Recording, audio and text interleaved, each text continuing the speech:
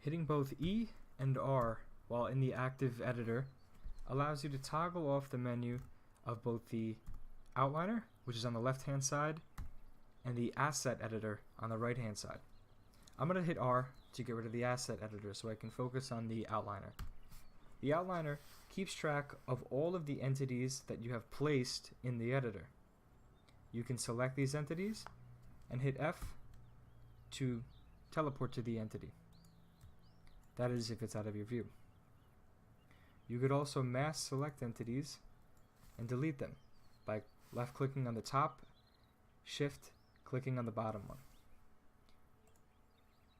We can then go into individual attributes for objects in groups, or we can select an individual object and go into its particular attributes. If I wish to delete everything but the player, I can select everything in the empty category from MATV to VR wall and then click delete. If I wish to search for something, I can then type into the search bar up here and find that asset. I can then quickly click the X key to get rid of something. As well, you could use some of the hashtags here to find specific things that are in groups. For example, objects, player, logic, and so forth. The second tab is locations. You can quickly use this to navigate around the world map to some of the locations of which are already marked. If I hit E, I can get rid of or hide temporarily the outliner. If I hit R, this brings up the asset editor. This is where the bulk of your time will be spent utilizing the editor. From here you can search for things such as weapons, units, vehicles, and so forth. The first thing we're going to do is go through each one of these tabs. Indicated as F1 through F6, each of these tabs represent a different type of entity in either the single or plural form. F1 is singular objects. This ranges from equipment, vehicles, units, and props. F2 is compositions. Compositions mean the plural form of objects. If I click compositions, for example, and go into the BLUFOR tab, each one of these second row options are in regards to the faction type in the game. Blue being good, red being OPFOR, green being independent, civilian, and then your props tab. If I go to the compositions, F2, and then into BLUFOR, you can now see that I have the option to spawn in a fire team. This differs from F1 or objects in that it's a collective group of soldiers.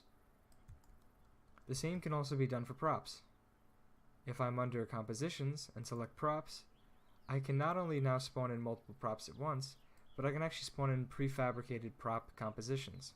For example, if I choose to spawn in a checkpoint, under compositions, props, I can select one of the checkpoint options here that we have, go with checkpoint blue, click in the world, and now you can see it has spawned for me a prefabricated composition.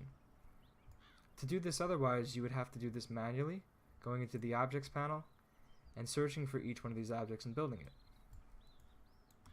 The third panel is triggers. Triggers are not like objects in that they are game entities that actually have some type of scripting purpose to them. You can utilize triggers to progress the level, to create specific events, and so forth. The fourth tab, F4, is waypoints. This is probably the least used, as there are much simpler and much easier ways to creating waypoints. F5 is your systems tab, which is your modules. This deserves an entire video in itself, so I won't go over that now. And finally is markers. Now when you select the markers tab, you'll notice that it throws you out of the 3D view into the map view. The reason in which it does this is because markers are not represented in 3D space, but are done in 2D space. From here you can then select any one of these markers and you can push them down in the world. If I wish to find a particular thing in regards to markers, units, vehicles, weapons, equipment, and so forth, there's a search bar here as well. I'm going to type in destroy and utilize this marker here, click and drag. You can then also hit M to get out of the map view if you'd so like.